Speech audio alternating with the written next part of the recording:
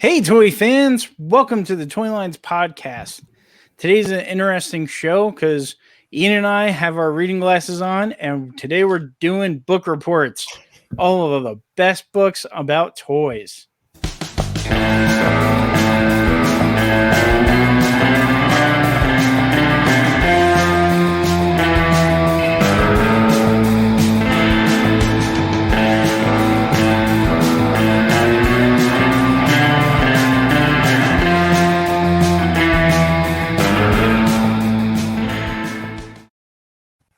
Hey, toy fans! I'm Tom Romero. I'm Ian Westhoff. Welcome to another episode of the Toylines podcast. We're so happy to be here.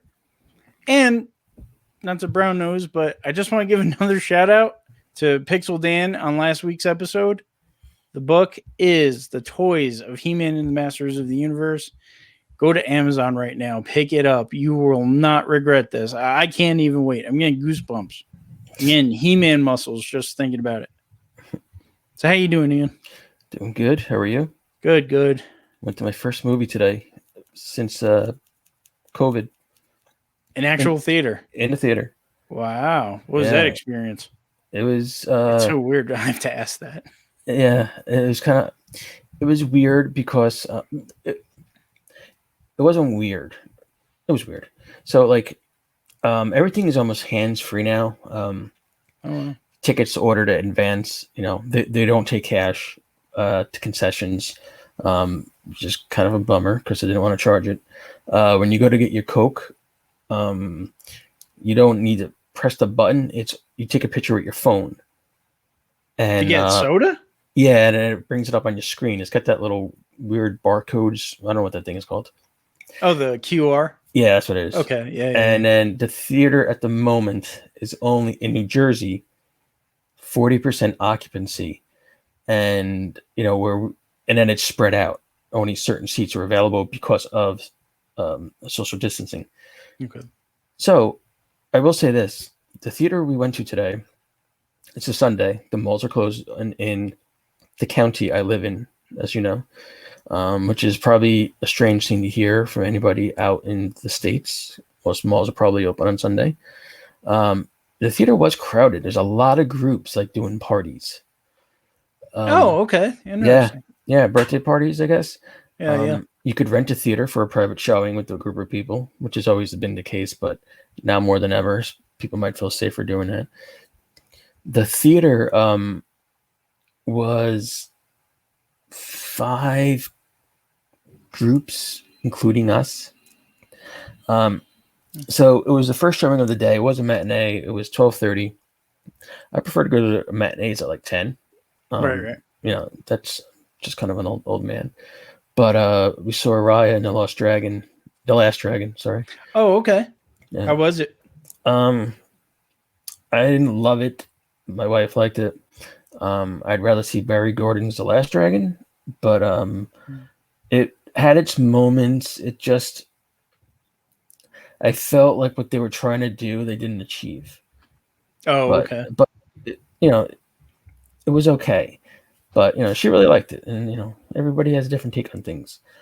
So yeah, it's and the theaters were clean. So you could normally do at a free refill on popcorn or soda. They weren't doing free refills at the moment. Okay. So that was kind of that kind of bummed me out because when a bunch of people go and you finish your popcorn before the trailers, it's like crap, I gotta go back and get the popcorn. So it's kind of nurse it. But we wore your mask and take it off when you're eating. When you're done, you put it back on. And so that's that. It was kind of getting back to normal. Okay. And it's getting, and it's good to get back to normal in a way. It's good to venture out and do these things. I wouldn't have seen it in the theater. I probably would have done the Disney Plus, and I think that's how I feel for a lot of movies now. Mm-hmm. Now,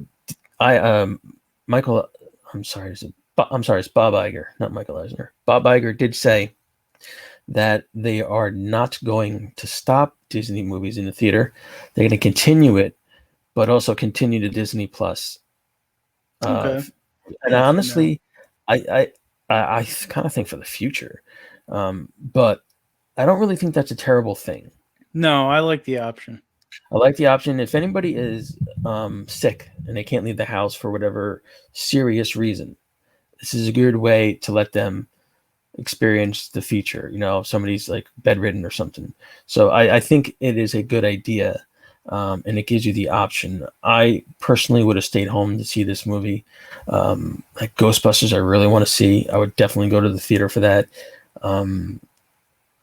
And King Kong Godzilla, I really want to see, but I don't know where I stand on how I would see it. Okay. But so long as King Kong wins, I'm okay. So yeah. Yeah, it's weird times. Like I had to go into a person's house the other day. First time I've ever heard it. She's like, "Don't worry, we're vaccinated." Well, I mean, that's So good. yeah, know, so they're it getting, was fine. but and the other thing is that even if they're vaccinated, they can still, I believe, carry and pass it on. Oh yeah, we still had our masks Yeah, on. so it's like It caught me off guard. I was like, "Wow, you're good for them for being yeah." ahead of the game. You know, it's like my parents, they're going to get their second one this month. Nice. Yeah, so hopefully the more we get this done, the more life gets back to being normal a little. Yeah, we You know what? it's gonna be an interesting 2022. Yeah, I know it's funny too. Not funny, but I was watching the beginning of G.I. Joe, and it was the one when there's a reason for this. There's the one where their Cobra is attacking the Statue of Liberty. The movie, I love that. Oh, there's a movie. Okay, Yes. now we got the Crimson Guard. We got the bats, right? Mhm. I always like the bats because they were robots, so they can shoot them. Then you got those dudes in blue with the black face mask, like from their Right. nose down. And Okay. I happen to have a mask like that. And as I was watching the intro to the movie, I was like, "No, that looks like my mask." I was like, "Look, they were so fashionable back then." But yeah, so Yeah, I love the opening of that movie. is But that the only thing I'm bothered by it, and I'm going to be nitpicky about it, flag can't touch the ground. Like that's if I correct? if That's I correct. animated it, that scene where Duke hovers down with his jetpack and picks up the flag, he should have caught it in midair Yeah. and then bring it up. I like those jetpacks because it's very Rocketeer like. Yes. Yeah, I knew you were going to love that. And was that was a TV movie, right? Is that what they Yes. were making Serpentor? No, Or this is is it way after Serpentor. This was introduced was Don Cobra Law. right? Did Don Johnson do a voice in it? He did. Okay, He yeah. played Lieutenant Falcon.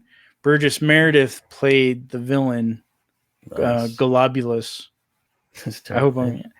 it is. But you know what? One of the best names in all of animated, Nemesis Enforcer. I don't know why I love that name so much. The character is a little goofy. You know, he's It's almost like Negasonic Teen Warhead. kind of, but I don't know. It clicks with me for some reason. Yeah. I guess because Sergeant Slaughter beat the crap out of him. But I remember watching that movie when it came out. That was good stuff. I remember that intro used to get me so pumped. I used to get like yes, goosebumps as a kid. And I was watching it now. I'm like, this is the one I got goosebumps from, right? Because I didn't get as like, you know, I didn't have that feeling as I had as a kid. I was like, it's terrible to grow up. Terrible to get old. But it still pumps me up. it's a good, especially in 4K. If you watch in 4K on YouTube, I always like the part where Duke gets the time bomb, goes up to their helicarrier of Cobra, puts it on, and he like kicks off to push away. I always thought that was really cool. So yeah, that was and I was just like, let me look up that G.I. Joe intro, and that's, I don't know why. It's just one of those things that you pop into your head sometimes. Yeah, that has a big history too. Remember Really? Well, part of the reason that it didn't go to theatrical was because of Transformers the movie performing so poorly. I think it's good that it came to TV. It was like an event for kids. Yeah, I agree. Although it would have been cool to see it on the big screen. Yeah. And here's, I mean, every G.I. Joe person probably knows this, but the reason why Duke was supposed to die when Serpentor hit him with the snake, but because of all the feedback they got on Optimus, Duke ends up in a coma. Yeah. I vaguely remember. I remember two things. I remember the Don Johnson character being kind of like this tough guy, and he gets I don't know, parachuted out or dropped off at some location to be trained. Sergeant Slaughter's Island. Yeah, and he almost falls off the cliff, so he digs his knife into the ground to stop. And I remember him, I guess this was with Slaughter then. He was doing push-ups. No, I'm sorry, he was doing chin-ups.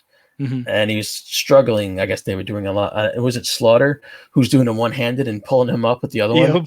Yeah, I remember seeing that scene. Like, that's so cool. I'm like, whatever year that came out, how young I was. All right, I'm not gonna. So cool. I'm not gonna pat myself on the back for this, but this is an interesting story because I did something similar. So I'm at the police academy, and we're no lie. I'm not even exaggerating.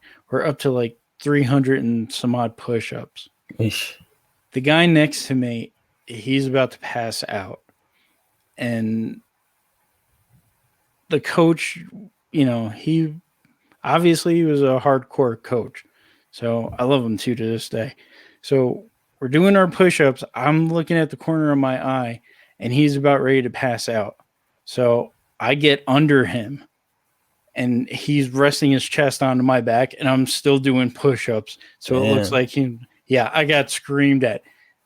Yeah, he was like, Romero, what is this? I was like, I'm not letting him die, sir. Good man, keep it up. Okay. Yeah, I'll never forget that. That was fun. But the idea came from that scene when Sarge is doing one-handed push-ups and grabbing him and going both. And you see, when you think about it, who says cartoons don't teach positive things? Yeah. Nobody says, "Oh, you watch cartoon, you're gonna hit somebody with a hammer." No, you're gonna. TV raised me. I've said it. TV raised me, and my parents were mostly cartoon characters. So I'll just leave it at that. My one athletic prowess might be when I had to do the what is that, like the pegboard in gym class? You had to put the things in a peg and climb up. Oh no, we never did that. We had a rope. Oh, see, we didn't have a rope, but we had that. And I'll tell you, the one thing I did was, I just, I don't know why, as I was doing, I closed my eyes, and I made it to the top. And and then when I opened my eyes, I was like, oh, F, and I messed up. But it was kind of like, a Luke Skywalker moment where to blast you down, I can't even see. It's kind of like just trusting in yourself. And then now look at me. So yes, high school. Good times. Gym class. Ugh. Times. Yeah. I almost failed gym class once. Did you really? Wow. Yeah, this is a true Toylines story. You were only allowed to miss gym twice. And I always took up that chance every semester. And the one time I didn't realize I skipped it. And the gym teacher's going down the aisles, and he's like, going over the grades, pass, fail, pass, fail. He goes, Westhoff, fail. You missed class too much. I'm like I'm gonna fail gym. My parents are gonna kill me. How do you fail gym? So later on, he came up to me. He's like, "What? I forget what year this was, but he's like, it wasn't my senior year. I know that. Westhoff, you're a good kid. You're quiet. Go clean the weight room, and I'll pass you." I was like, "Okay, no problem." And I passed. So I was like, that's awesome. Fine. So yeah. Anyway, let's get into books. Yes, Ex Libris. Now I know that sounds like the new X-Men book. It's not. It is Latin for from the library of. So these are books from the library of. And these are books based on toys. Yeah, I've read every book I'm about to suggest to you people. I'm sure every toy collector has at least one or two books on toy collecting or toy collection. I love books that focus on a toy's history. You know, especially Definitely. with color photos, like Pixel Dan's book coming out. I love books like that. And this is how I love books to begin with. I read a ton. The color pages, the photos, I love that smell. It's just like a book thing. So No, I yeah, totally get that. I feel the same way about comics when I yeah, used to collect. Yeah. yeah. So it's this is a reading is fundamental episode of Toylines. Well, we kind of had like a theme going on. I mean, all last month. Then thank you for coming on the show. We had Blake Wright, Chris Fawcett, Pixel Dan. All these authors were just showing us their books, and we're so grateful they came on. And let's get to it. Yeah. So here's my first one: Toy Monster: The Big Bad World of Mattel by Jerry Oppenheimer. Mattel's origins has a lot of skeletons in their closet. Like the Anthrax song. You know what I like about this cover? Mm. It's like a horror movie. Yeah, I think they Like, did. like when you first showed me this before, I kind of thought, I was like, what the hell? It was kind of like it's a little scary looking. Yeah. And the history of Barbie itself is not really to be proud of, you know. Well, this is an unauthorized expose of Mattel. Basically, takes you to the origins of Barbie. Actually, when Mattel, because it was Matt and I believe, No, I just something else. no, it was Matt and his buddy. They both started it, and then Ruth Handler took over. She was married to one of them. It's been a while, folks. I'm so sorry. And she was CEO. She was a tough as nails woman. She introduced Barbie to the world. And she named him after her daughter. Correct. Right. And then it goes on to, the events that led up to her stepping down as CEO. But Barbie is really a ripoff of a German doll. Yes. Yeah. Yes. So great read. Fantastic read. My only critique, and it's a small one paragraph, if that, of He-Man. Mm-hmm. I mean, there's so many characters involved in this. There's a gentleman that he made so much money off toys and creating toys, designing toys. I mean, the man had literally built a castle. He had a special dungeon that you're gonna have to read about. I'm not gonna spoil it, but this is a family show. Yeah. But Toy Monster, great book. Highly suggest you read it. Like, you know what else? I kind of wonder why there's no Hasbro books. Because they're the next biggest one. And yeah, and they're very secretive. So if Mattel has all these secrets in their closet, imagine what Hasbro has. And you could say, why no Kenner, why no Tonka? But since they were all absorbed, first Kenner bought Tonka, I believe, and then Hasbro bought them.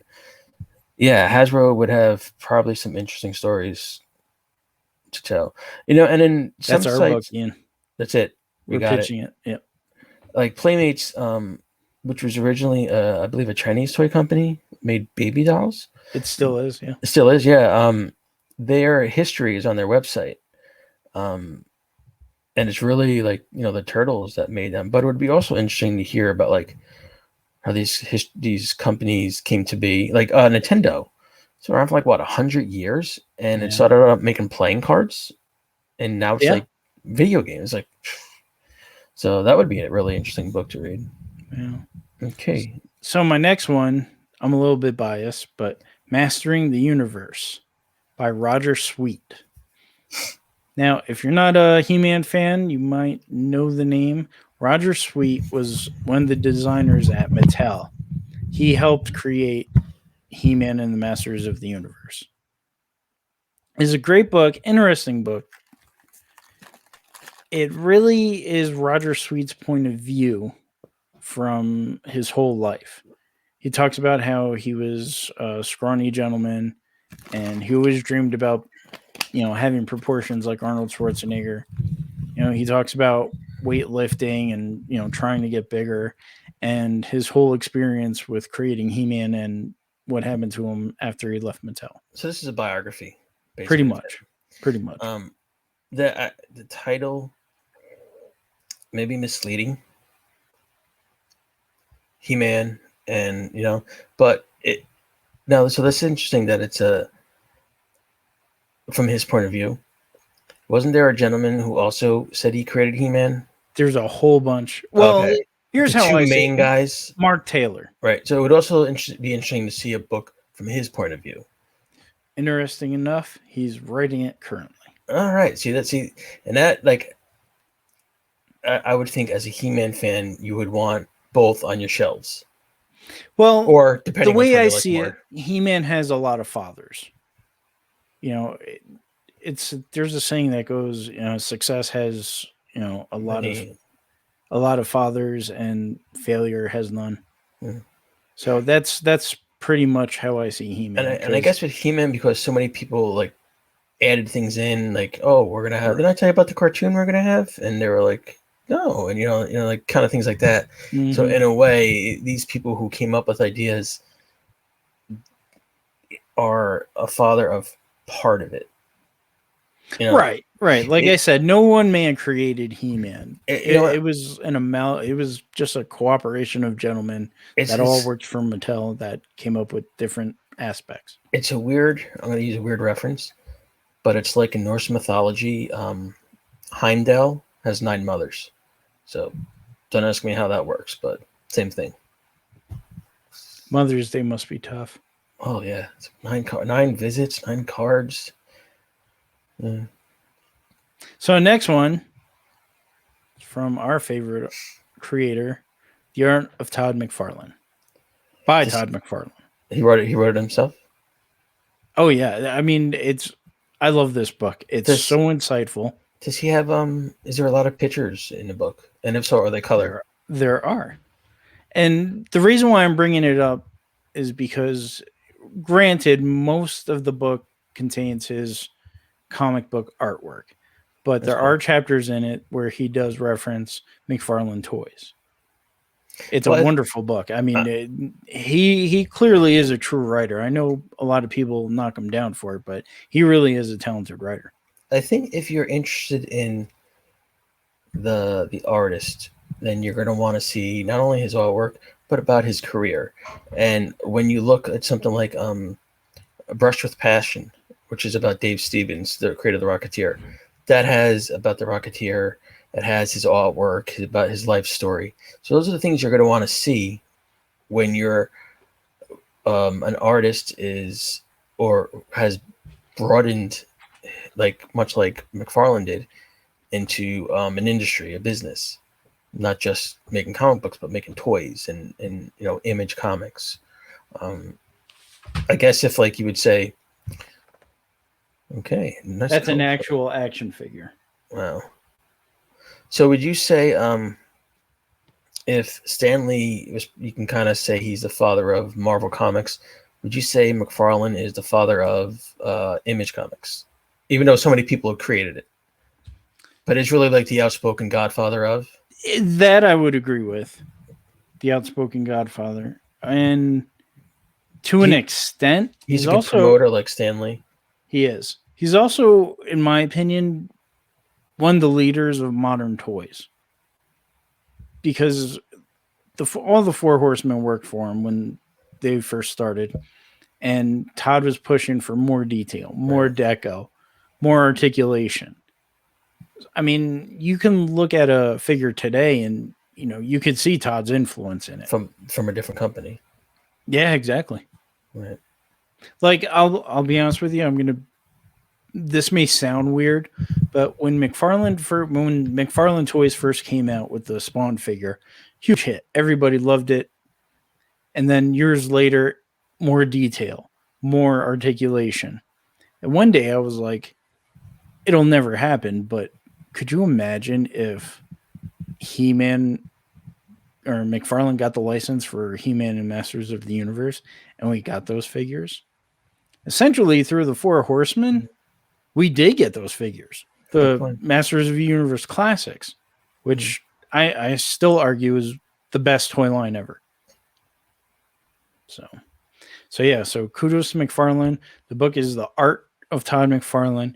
It's a great book. I mean, the man has such an incredible grasp on life, and you can read it through the pages. I mean, you can see it through his artwork.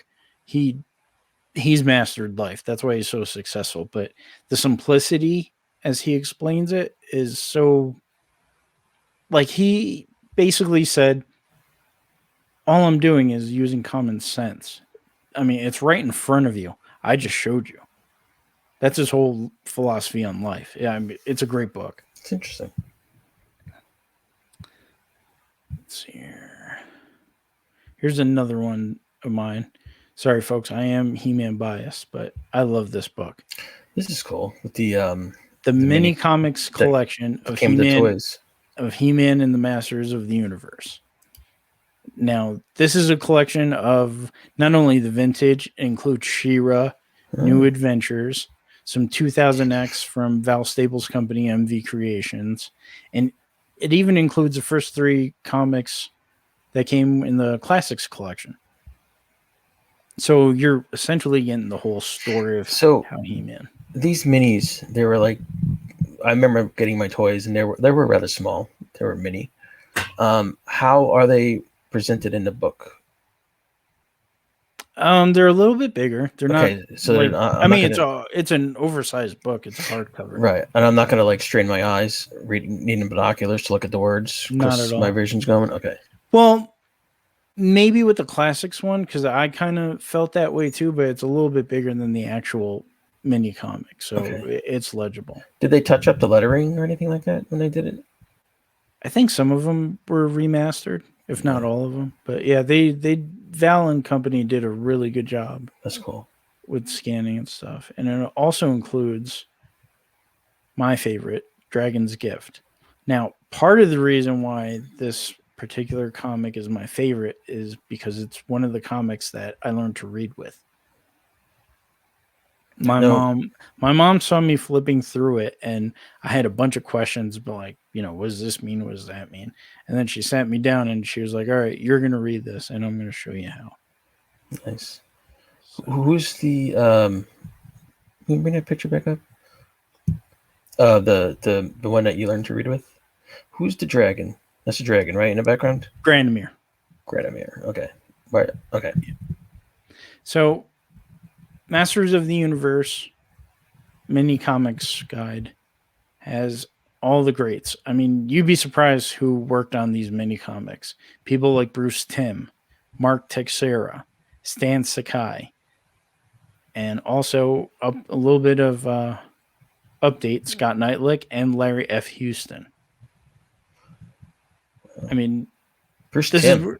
This is where he got his start. Did he write them or draw? He drew them. Really? Yep. I like his art style. Stan Sakai from Usagi Yojimbo did the lettering. Mm-hmm. I think he letters grew. Oh, okay. I think. And then you may recognize Mark Texeira as a huge Marvel artist. He did my favorite run on Ghost Rider in the 90s. So, yeah, that's where most of them got their start. Mm. Now, a little bit more modern, if I may. Toys That Time Forgot, Volumes 1 and 2. If you love toys, you're going to love these books, hands down. Blake just went out, found all these dead companies and their ideas for products and toy lines that never made it to fruition for one reason or another. I liked when he was on a show a couple of weeks ago, and he's like, I had this idea, and I went up to all the toy companies, and I said, talk me out of doing this. Right. And I like that he said that, like, talk me out of doing it. Because, like, it's almost like he knew he was going to, but, like...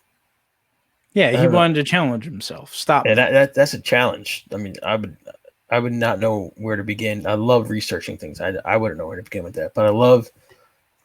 That's like me coming up to you and be like, Tommy, talk me out of doing Rocketeer Radio. Because...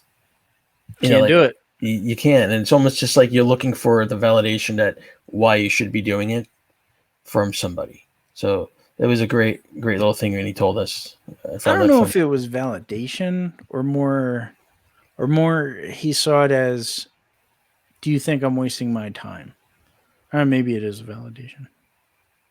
But I think It was kind of like a challenge. He's like, is this something, if I put my effort into it, or is somebody like you going to enjoy it? if you like something, so say Tom, say you wrote a book about He-Man, whatever it is, I think that if you like something, there's going to be somebody else there who likes it as just as much and would want to read it. Or you hope. Yeah, you hope. I'm sorry, I'm shaking the camera, but I honestly think that. I think that, they say write what you know. So, okay, one of the things you know about is He-Man. And if you're going to write something, there's going to be people who like He-Man who get it. I have a friend who is big into wrestling. And he volunteers at a bookstore where they have a lot of, or at the moment, they did have a lot of celebrities come for signings. And he met a lot of people and a lot of wrestlers. And I was like, you really need to write a book about this. And he was like, I don't know. I was like, is it really interesting? And he told me a few of the stories. I was like, I don't even like wrestling, and I would read that book because your stories are really interesting about these people, and it makes you see it, in a whole different light. So I was like, yeah, I think you should be writing this book. So that's it. Definitely. And then here's a fun book that I highly recommend for every Turtles fan. Not Red Plastic, we'll get to you in a minute. But the Yes. Teenage Mutant Ninja Turtle Ultimate Visual History by Andrew Farago. Now this comes with a reprint of issue 1, right? That was, I believe, kind of updated by Peter Laird, if I remember correctly. I have this book as well. One of the things it has in it, I wish it had more. It has one piece of the Ninja Turtles comic strip from the newspaper. And I wish somebody would put a book out of all those Turtle newspaper strips, because that would be like right up there next to my collection of Calvin and Hobbes comic strips. Yeah, one of the things I love about this book, it does what it says it will do. It goes throughout the whole history up to and including Nickelodeon's purchase of the Turtles. The only thing I will say is that a lot of books that claim to be the ultimate visual is mostly little blurbs and a lot of like replicas of things you can, like, that are stuck to the page you can take out and open.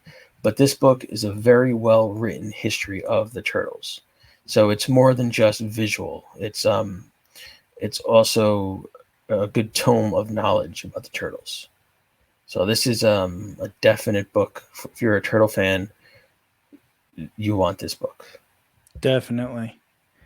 And I'm also going to interject with this book right here. Yeah. I can't say enough about The Last Ronin. That's funny. I was just thinking about that this week, about when this is done and collected as a trade. I think if you, out of all the, like, I've been buying the IDW Ultimate Collections, which is an excellent way to read the current Turtles comic. And it took me a while. I mean, I had to go through Amazon, Barnes & Noble, IDW. But like last year, it's just an excellent series. And if you're going to have any kind of Turtle book to own for your future, whether it be the original Mirage books as a trade, the IDWs, the one that you have to have is this, The Last Ronin. I think this is the one trade that, like, I would, even if I sold my books later on, I would want this one to keep, just to go back and read every so often. Definitely. Kevin Eastman's a part of it. Oh, I mean, great. it's an idea from Peter Laird and Eastman. I mean, if you're a fan of the Mirage books, it will take you back. If And that's what you've been missing in from your Turtle collection, or even your turtle fan life, this book will bring you back. I mean, And- it's and- practically a tearjerker Yeah, and with every page. 2 issues in, one's better than the other. Perfectly executed. You know what's funny that you said that? I was listening to Turtle Tales, great turtle podcast, and someone from his panel also said that he loved issue 2 more than 1. Yeah, I think because, for me at least, issue 1's a setup. It's very much, that futuristic kind of Blade Runner, New Jersey coming up, Blade Runner type story, and now you're getting into the meat, to the heart of it. And what I'm hoping is that each book builds off the last until like the ultimate. And one of the things I found in books or movies, like Star Wars, for instance, the third one, the wrap up, is always sort of not a disappointment, but maybe it's a disappointment because it's over, and because you've been enjoying it so much. And even with like a series of books that's like or the Harry Potter books, there's like 7 Harry Potter books, and the 7th book is great, but it just when you get to the end, you're just like, no, what? So let's probably go back to book 1. So start all over again. And yeah, and you know what? I believe I was mistaken. This is only a 5-issue miniseries. That's 5? Yeah. So I can't wait for the director's cut, which is coming out in March this month. I hope the stuff that goes in the director's cut is somehow involved in the trade, whether they do a director's cut trade or just as like a bonus feature. Right. And I know there was like a ton of covers, but I kind of hope all those covers are in the book. But that'll increase the page count, which will increase the price. But it's kind of like a catch-22. Like, you want to see it all, but there's only so much. Yeah. So here's a book that will break your heart. If you're trying to break into creating action figures or working for Hasbro or Mattel or pretty much anyone, The Real Toy Story by Eric Clark. Now, I'm saying now again, this book will destroy you if you have any hopes and dreams. This book just tells about stories like Kenner, like what else? What kind of stories? Why would it destroy you? Your dreams? Why is it? This book is reality incarnate. Is it that it's not like it'll show you the rise and fall of toy companies, really. It talks about the death of Kenner. Mm-hmm. It talks about how rough the competition is. Is it like backstabbing within the industry kind of thing? Everything. I mean, okay. Everything. And you would think, just like with comics, you wouldn't think it'd be this harsh. But just like any business, corporate business, it is. Exactly. It's all about the money. It's all about money. So one day when they write the book about Toylines, it's all going to be good stuff. Yeah. If we ever get that far. So this book sounds like a heartbreaker, but it sounds. It's realistic. This is the book that you have to give to your kid and say, if you think you know what the world is like, here, read this, and then come back. Wow. I mean, well, you know what it is? It's a $22 billion industry, at least when this book was written. And everybody just wants that piece of the pie. Everybody wants to create the next He-Man. Everybody wants to create the next Star Wars. Elmo. Yeah, that makes sense. I mean, it really, believe it or not, it mostly talks about children's toys like the Elmos and the Grogus that are out there. Very little about action figures, but I'm sure it's just like that. Well, and the thing is, like, you remember like when Tickle Me Elmo came out. We're just kind of dating ourselves here, but that thing was gigantic when it came out. Huge. It was huge, and it was just like lightning in a bottle in a way. Like Elmo, yes, he was a popular character, but who thought this toy would become? And it's like the Cabbage Patch things. I mean, those things are ugly, and yet people were fighting in stores for them. Yeah. Like it's madness. Yeah. So People had to get that Cabbage Patch. yeah, the little Xavier Roberts on its butt. Yeah, he made a fortune. I mean, and you know what's funny? They're trying to relaunch them again. Yeah, I don't know. I don't know, but I do like how Cabbage Patch spawned Garbage Pail Kids. I would say. Yes. I do like that version better. So there you go. Everything has a purpose. Yes, we needed Cabbage Patch to give us Garbage Pail Kids. And you know how hard it was to find a card with my name on it? It was like impossible. It was like every season, like, come on. But there's a gentleman. He's on Twitter. I forget his name, but he's been doing Garbage Pail Kids out of He-Man figures. That's interesting. Yeah. I'll have to put him up if that's interesting. Yeah. That would be a nice interview. There's a Star Wars book you wanted to mention. Steven Sandsuite. Star Wars from concept to screen to collectible. I believe this is the first book he wrote. It came out in 92 to 93. I was a senior in high school. Originally, I remember my buddy Rich, our buddy Rich, getting the hardcover off of QVC. I got mine as a soft cover from Walden Books. For anybody who remembers that bookstore. And the book covers the history of Star Wars from Lucas creating the idea and getting it to the screen, and then the history of the toys. And this was a great read. I still remember sitting on my parents' couch reading it, and I still go back to it so often. And at the time, I was big Star Wars collector back in like my senior year of high school. So Star Wars hadn't come back yet. And I remember looking at this and thinking, like, these things are so cool. These collectibles are so cool. I want this and I want that. And it posters from different countries and nice little write-ups and factoids. It's an excellent book. I don't know if it's in print. You might have to buy a used copy. It's well worth your money as a Star Wars fan or a toy collector. Just love it. Like I said, to this day, I still take it out every so often just to flip through.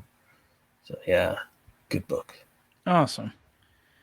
Well, folks, that's our reading list. You can find all these books on Amazon.com. Probably most of them on Kindle now. Yeah. So let's get to some news. Yes, news. So I know the first one I've been bursting to talk to you about. There he is. Yeah. I'm going to start off, Tommy. I know you're the He-Man person on the show, but please do. I'm a casual fan, but this thing is epic. This thing is. I love this statue. This thing is the Tweeterhead Skeletor. Now I have a lot of pros. I have one concern, and then I have one I don't like. I'm going to just start off with the great stuff. This is how I want Skeletor to look. This is how I imagine him looking in a live-action movie. I love this texture of the skull. You got the jawbone, you got the teeth, the nose, the eyes.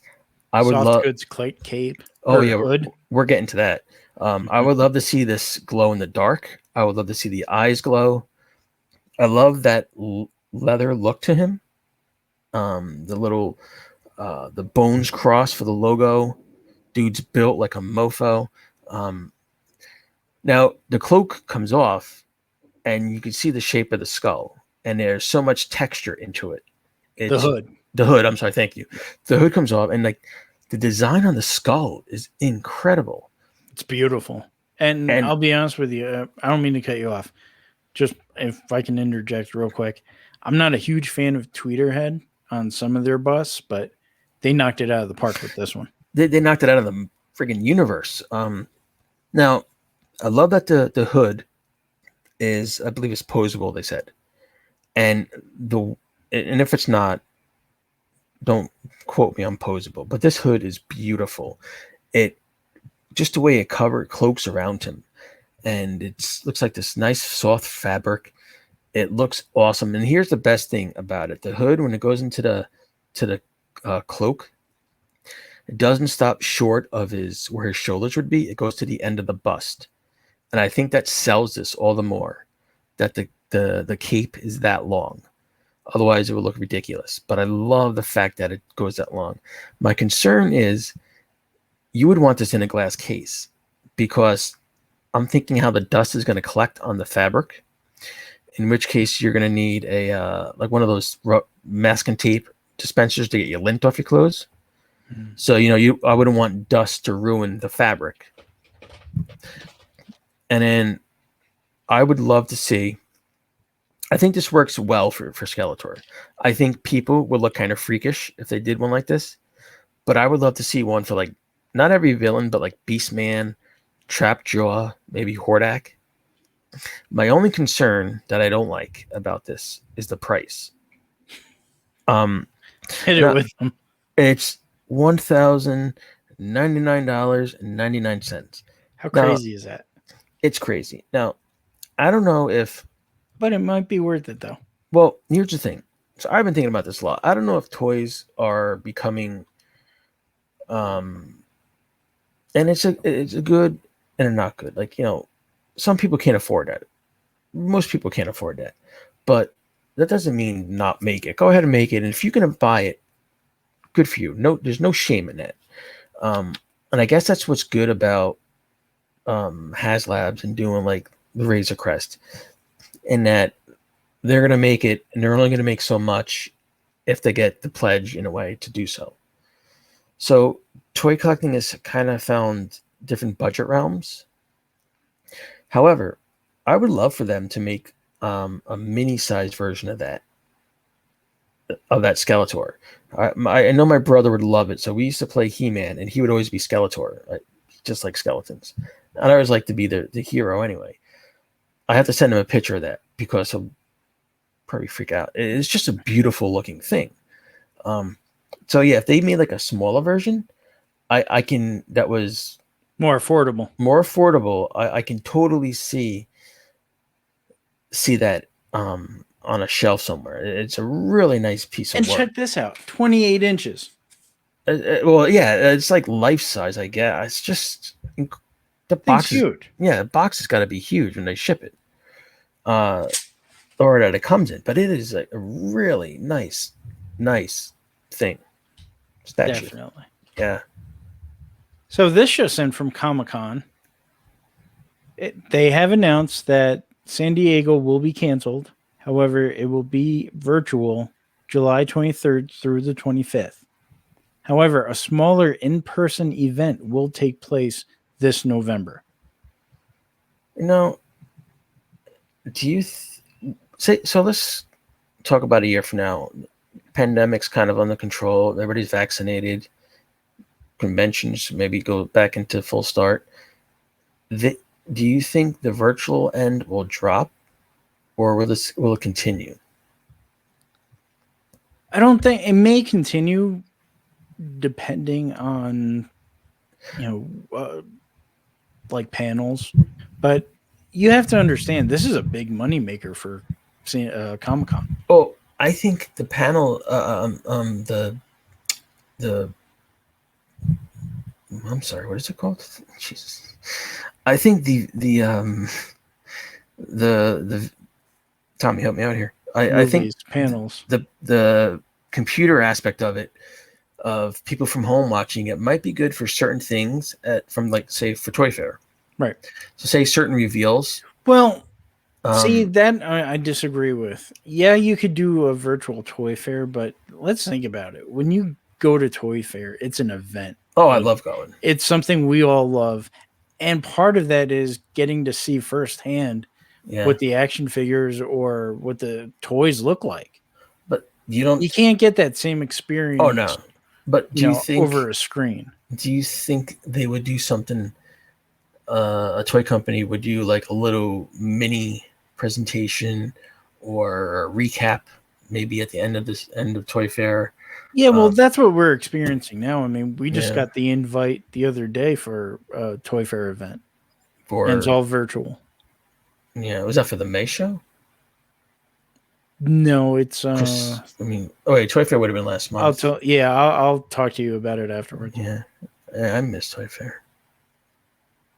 But yeah, I mean, I am curious to see like if November, like even with PowerCon, Val is gung ho that it will happen in September, Well, and I hope it does. To be honest with you, if they're shooting for November, that's a good sign in a way that PowerCon is on the right track. yeah, things are getting back to things are starting to Yeah. resume. So I mean, places in California like Disneyland will eventually be opening. Movie theater, I think movie theaters, but places in California are starting to open finally.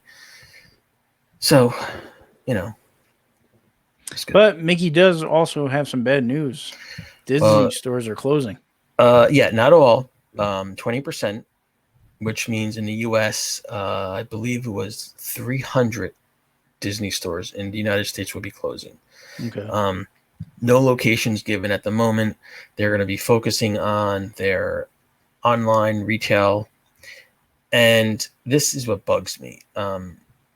So you're going to close 300 stores throughout countrywide. Now, some Targets have a Disney-like store inside them, which I haven't seen. I guess maybe they're in Super Targets, but I haven't seen one in Jersey. Those will not be affected. So why are you firing people who are obviously fans who want to work for the company just and keeping those? Why not reverse it first? I know online sales have picked up a lot because of the whole COVID lockdown and all that nonsense. Not nonsense, but because of. But people love going into the Disney store. It's sometimes for people, it's the only way they can get to a Disney park is by going into the store. It's not the same thing, of course. But when that's the closest you can get, and that's what you love, that's a big thing to lose. That's just my 2 cents on it. I still miss the Warner Brothers store. I wish they never closed. Yeah. I don't know why they closed. I think they were foolish. I think they should have just lessened their numbers, which is what Disney's doing. But I think they closed way too early. But again, I don't know anything. So, well, I'm sure once the parks start coming back up, maybe we'll get some of those stores back. It would be incredible to see a Warner Brothers store come back. You got the new Space Jam coming out. So maybe who knows? Who knows if it's going to take more than Space Jam to bring back a Bugs Bunny store. That's true. Yeah. So, Mr. Rocketeer Radio. Yes. Oh my Lord, this is beautiful. Mego is making an 8-inch figure, 14 points of articulation based off of the movie version of the Rocketeer. Anybody who knows Mego knows what you're getting, and I cannot wait for this toy. I want 2. I want one to keep closed. I want one to open. I love the look of the jacket, the rocket, the helmet. This is just beautiful. I don't even know. I can't even describe how beautiful this is. And it was like out of left field for me. I just found out within the past week. I was like, wait a minute. I'm supposed to know this stuff. Why don't I know this? And, so it's based off the movie version, obviously. And I think this is going to fly for any Rocketeer or, Finhead or anybody who casually enjoys the movie or for a Mego collector. Now, why does it say 17 and up? Why can't kids play with this?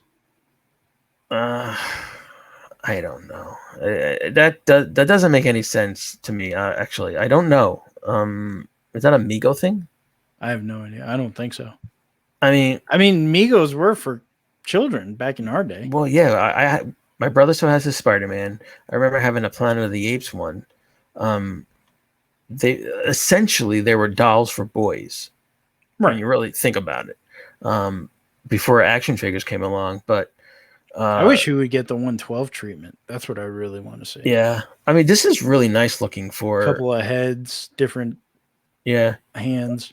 I mean, like the coat looks great, you know, for your price point. The rocket looks good. Looks a little small, but it looks, you know, the pants kind of got the color of the Jod Percy wears, so I'm all for it. I think it's great. I think anything Rocketeer is really good. You know, that they're kind of it's still around. So yeah, this is the age thing. I don't know. Maybe it's just. I was just curious. I'm curious too. Now that you pointed out, I'm trying to think of the other ones that I've seen in the stores. If they say that or not. I mean, no store's gonna stop you from buying it.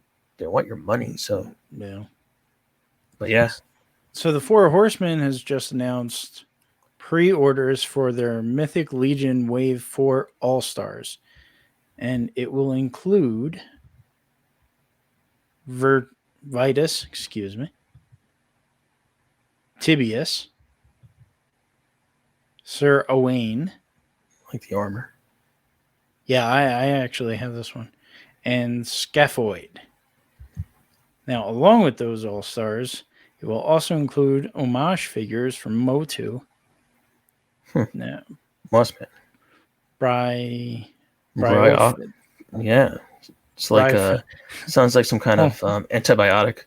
Yeah. It almost looks like let me get it out real quick. Bryophytus. So it kind of looks like Mossman a little, but I guess it's an homage. The flocking. I really like his I love the alternate head. I was about to say I really like the head. I like the fangs coming out, Mm-hmm. kind of like an ogre, and the ears, and I like the gauntlets on his wrists. It's a really nice looking toy. Now, just so everybody's clear, these figures will be at PowerCon. However, you are not guaranteed to get one. These sell out quick. The only way to guarantee is if you purchase it from the pre-order right now at storehorseman.com. And here is Mephitor. Mephitor. For Stinkor. Stinkor. I like the second head. The goblin. Yeah, the goblin head. Goblin. You know, his skunkish head is a little too cute for my liking. But that goblin face, that's pretty wicked. Yeah, that's who it really is. Yeah. And if you love those, I mean, the Four Horsemen can do no wrong. Look at this. That thing is a forest troll. That thing is, oh man, that is so Lord of the Rings. That's huge. Forest troll number 2, no less. The alternate head, I think. You know what is funny? I like the first head better.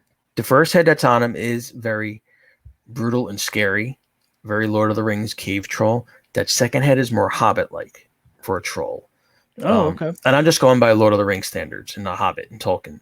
And I think anybody who knows the books will probably go along. But this is a really nice, detailed-looking troll. This is like, you know, something hiding under the bridge, under your bed, you know. About to get wacky with that club. Yeah, nice. This thing is just, look at the fur. This is fantasy at its finest, and he's got a scar over his eye. It's just like it's beautiful. Yeah, an ugly, beautiful thing. Yeah, I would love to see this. We needed more of this in classics, I thought. Yeah, see this. I mean, we had the Shadow Beast, which was pretty cool, and I get it, but we needed something like this, you know? Yeah, and even though I guess those are like horns coming out of his head. That's awesome. It's just like you can't get any cooler unless this thing was like walking in the house. So they're up for pre-order right now. Store Horseman. Grab them while you can. Yeah, especially this guy. These are going fast. So Hasbro Pulse has announced Marvel Legends Red Guardian and the new Black Widow. Milenia Vostokov. Oh man, I'm butchering stuff today. And it's a book episode. People are thinking I'm illiterate. Literally, yeah. You can't read. So the 2-pack, based on the characters from the Black Widow movie, will be $40 and will be released in July. Now, here's one of the cool things about Red Guardian. He actually comes with a Red Guardian action figure. Oh, okay. How cool is that? Yeah. And you know what's funny? That really looks like David Harbour. It does. Even with the mask on. The sculpt really, really is good on this guy. I think the red masked one looks better than the other one. And yeah, that's awesome for him to have your own action figure. Well, he already has one from Stranger Things, but very cool looking. And from the Black Series, from Star Wars Black Series, the gaming greats. He's cool looking. Imperial Rocket Trooper from Star Wars Battlefront, coming this summer, fully articulated with a blaster, $24.99. It's nice looking. Yeah. Although, I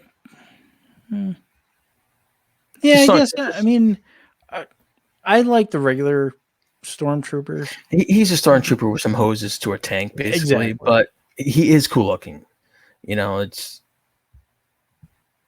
there's different types of stormtrooper armor, especially when the movies came out when we were kids. You know, the Hoth Trooper, the Endor speeder bike troopers. I always thought they were really cool looking. Yeah, so did I. But it's still cool looking. It's traditional, yet a little bit different. So it's kind of like the best of both worlds. Hasbro Pulse now has a section where you can order 5% of store exclusives inventory. So if you can't get to a Target or a Walmart, or even a Walgreens for that, I don't know what just came out. The Nova is going to be a Walgreens exclusive. Mm-hmm. So now you can purchase it from Hasbro Pulse. But just like everything else on Hasbro Pulse, it's going to go fast. I mean, it's only 5% of inventory. But it's nice to see that they're actually trying to do something. Yeah. So, Ian, do you like Transformers? No. Not at all? Not at all. Then this will not interest you, my friend. This is the actual movie-used Optimus Prime in vehicle mode. I believe it's a Peterbilt, isn't it? It's an 87 Freightliner. Freightliner, okay, yeah. Yep. I do see the logo. It is up for sale for $21,000, but the owner is willing to take offers. Wait a second. Is that including the trailer? Yes. 21,000? Yeah, well, it's an 87. But doesn't it sound kind of low for a screen used vehicle?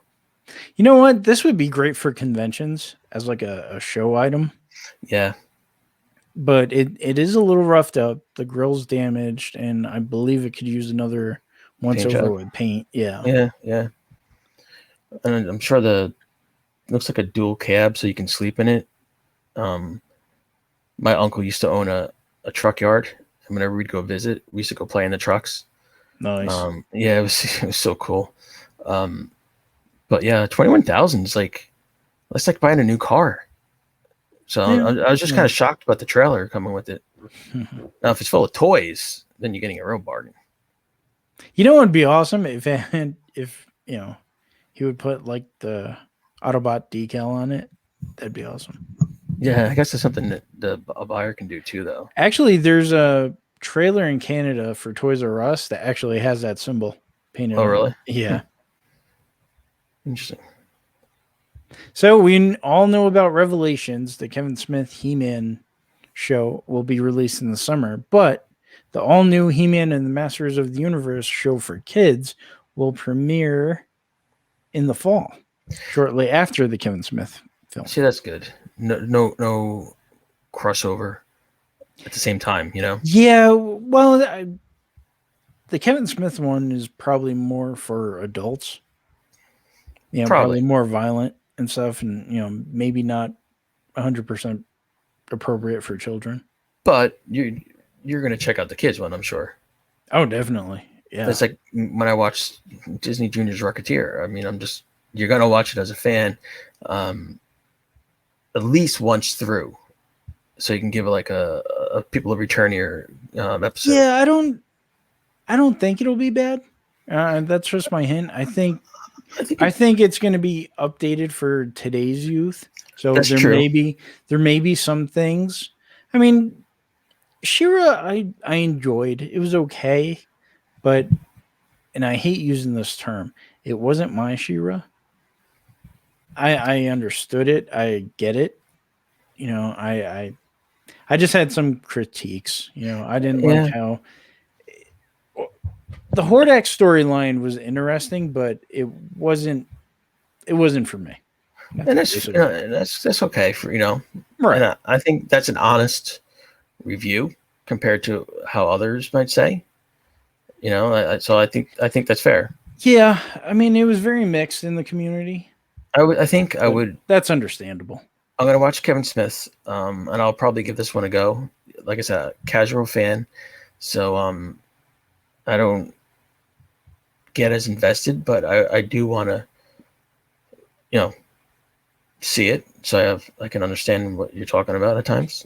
So So, Loot Crate from NECA, if you purchase all 4 crates, turtle crates, you'll get human form Scrag. And they've also released a picture of Scrag transformed. well, So you can swap out the heads and I like hands. that. I like the head swap. And here is a better picture, if you will, of Armageddon. Did I say that right? I don't know. Yeah, Armageddon. Why does this say arcade? This is from the Loot Crate Turtles arcade. Oh, So okay. he was a character from the actual video game. Okay. So yeah, so if you get all 4, you get Human Scrag, or you can buy them individually and get Danny, a Shredder figure, and the Dark Turtle, which is Donatello in a Batman suit. I just like how his name is Scrag. It's like such an odd. When I saw that, I was like, "What the hell's Scrag?" I didn't know the character, but I like that name. That's gonna be my new nickname. So nice. So coming very soon, less than 10 days now, we're getting Zack Snyder's Justice League cut. You gotta watch it. Oh yeah, all 4 hours. I can't wait. 4 hours. Although this is just a rumor, and it's a rumor I really don't like. It may end on a cliffhanger. But if I'm going to invest 4 hours, I'm going to be upset if it ends on a cliffhanger. Yeah, it better be one hell of a cliffhanger. But Ian, where are the toys? I don't know.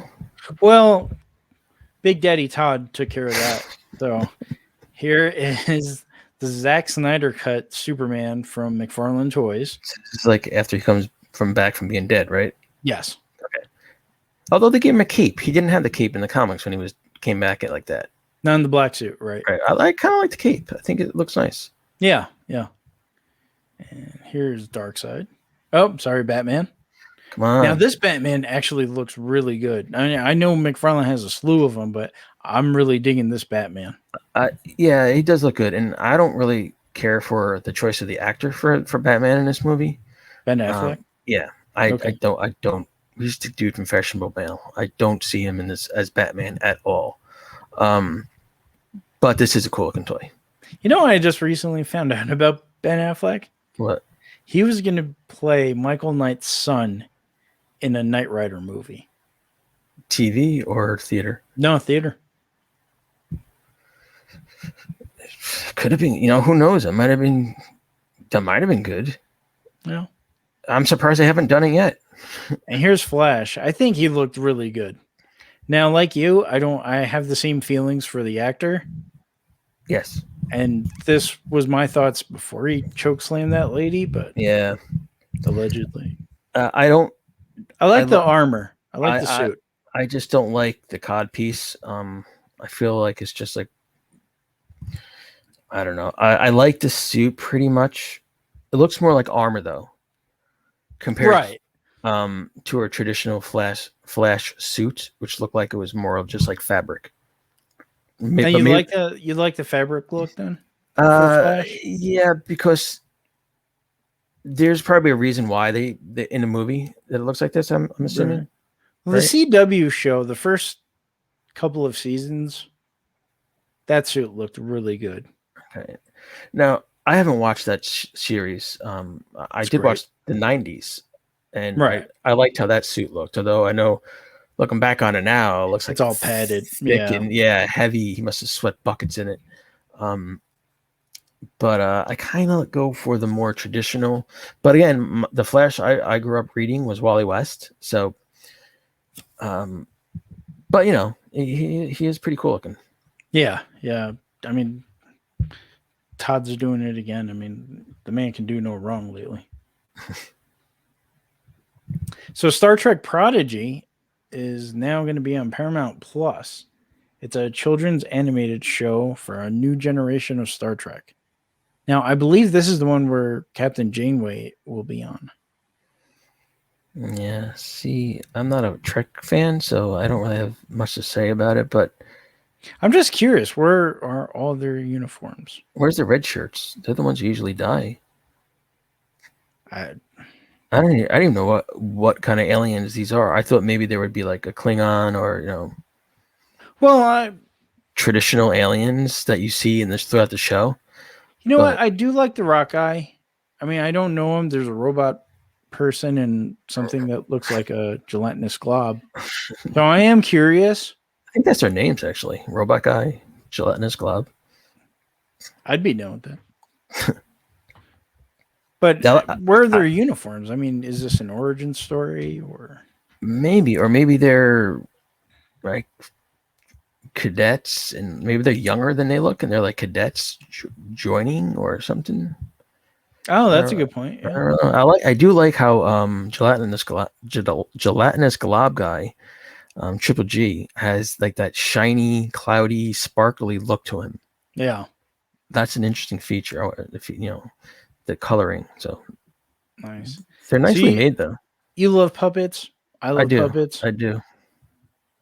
So check this out. These are not. Have you heard about this? Is this the Zombie Fred movie? No, this is Nickelodeon's Barbarian and the Troll. It's a puppet show. Oh, I will watch this. The story follows Evan the Troll, who decides to venture out into the world of Gothmoria to become a singer.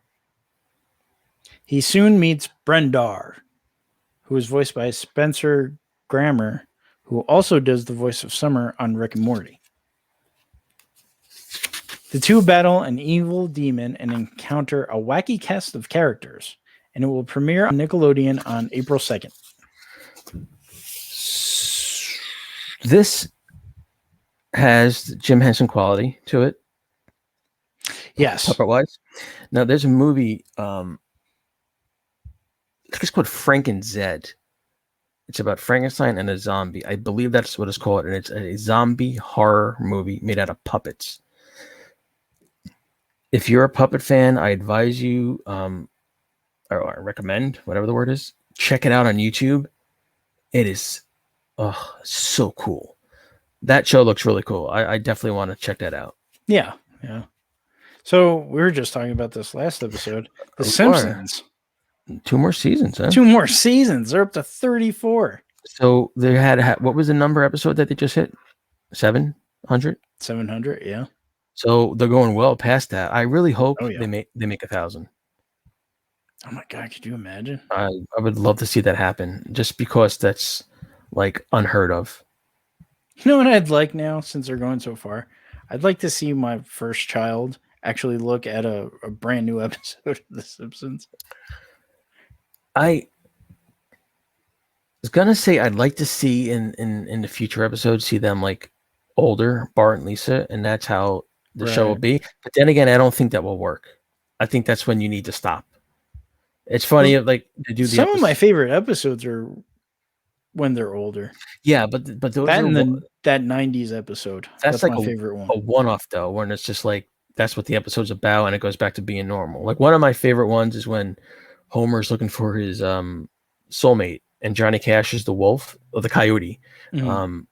And again, it's just like, there's no continuity to it really. But yeah, God bless him for being around that long. Okay, we don't have a picture for this. I don't know where it went, but the streaming wars have officially begun, and they're just getting bigger. So Paramount Plus, the former CBS All Access, has announced a Halo show based on the video game for 2022. So, are you going to watch that? Oh yeah, definitely. I'll give it a try. I'll give any animated show a try. I think eventually it's going to come down to people are going to have to choose what streaming services they're going to want, because it's going to be like your cable package all over again. Oh, I personally would stick with Netflix and Disney 100%. I don't know what other ones I would keep. Hulu is like, I'm iffy on Hulu, and I haven't done any of the others, so I don't really know. So it's not really the best thing. Yeah, go ahead. Jack's Toys has announced a Sonic the Hedgehog 6-inch 30th anniversary figure. Includes 3 sets of eyes, mouth, and hands. It will include a diorama stand. $49.99 and will be released later this month. Okay. This looks pretty cool. Jackson always taking care of Sonic. Yeah. I've never played the game, but he's very popular. You've never played the game? I'm a Nintendo guy. It's crazy. Yeah. He's Sega. That's why I'm saying I'm a Nintendo guy. Oh, you're a Nintendo guy. Gotcha. Yeah. So back when you collected comics, did you ever see Battle Chasers? I think my sister had an issue. I never read it. I love this book. I think I remember you being a fan. I love this book. So Joe Madureira has announced Battle Chasers issue 10 is finally going to come out and will continue the adventures of Gully, Calibretto, Garrison, Nolan, and Red Monica. Okay, wait a second. This is issue 10, so there are only 9 issues before this? Yes.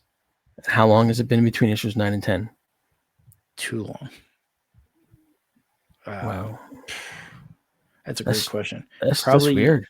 Well, if you were a backer, see Joe Madureira left comics to create video games. He started his own video game company. Okay.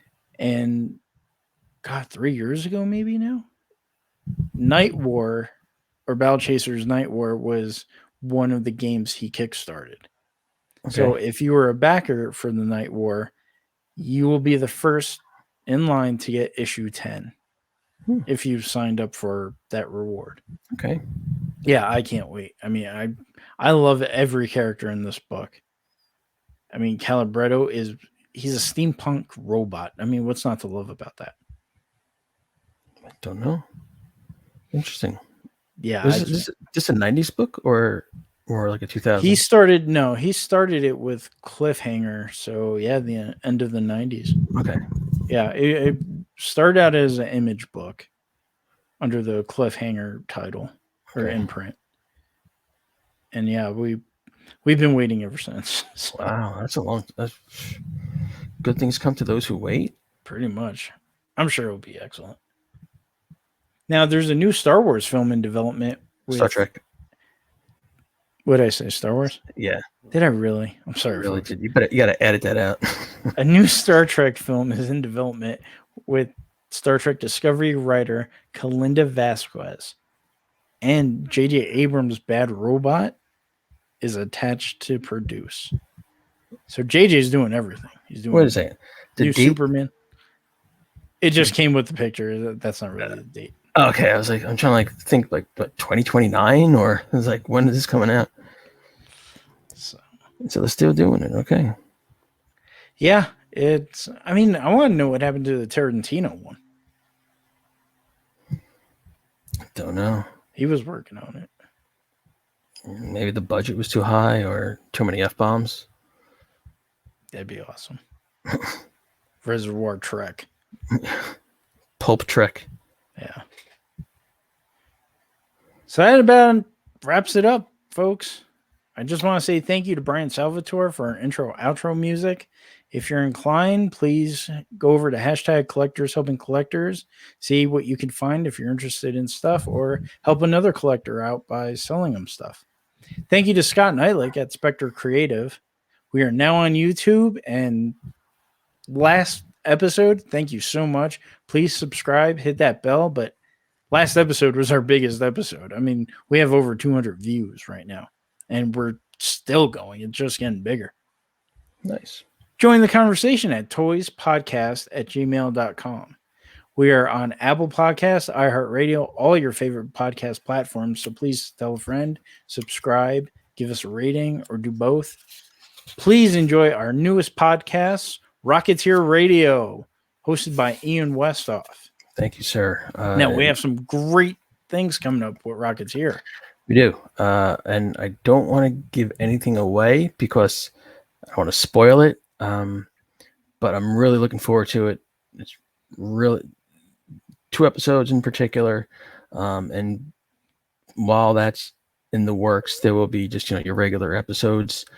Tom and I are actually planning, we were discussing this. We're going to do, what do you call that, Tom? A video watch? We're having a watch party for We're going to have a watch party. That's what it's called. Not a watch, like, hey, what time is it? But a watch. We're going to watch the movie.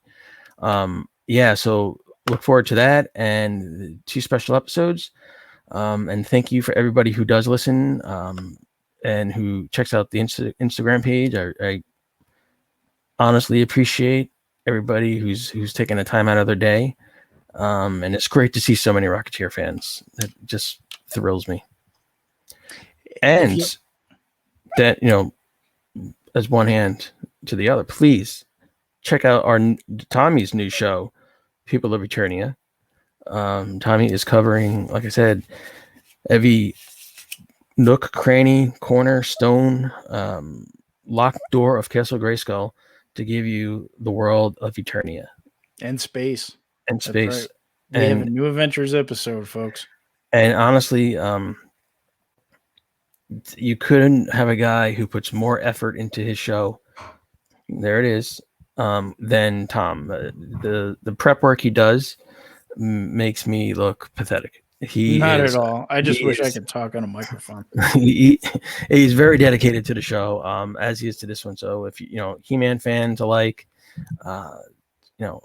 or even casual fans who want to learn something, check it out. Give it a listen. Thank you, sir. You're welcome. Thank you.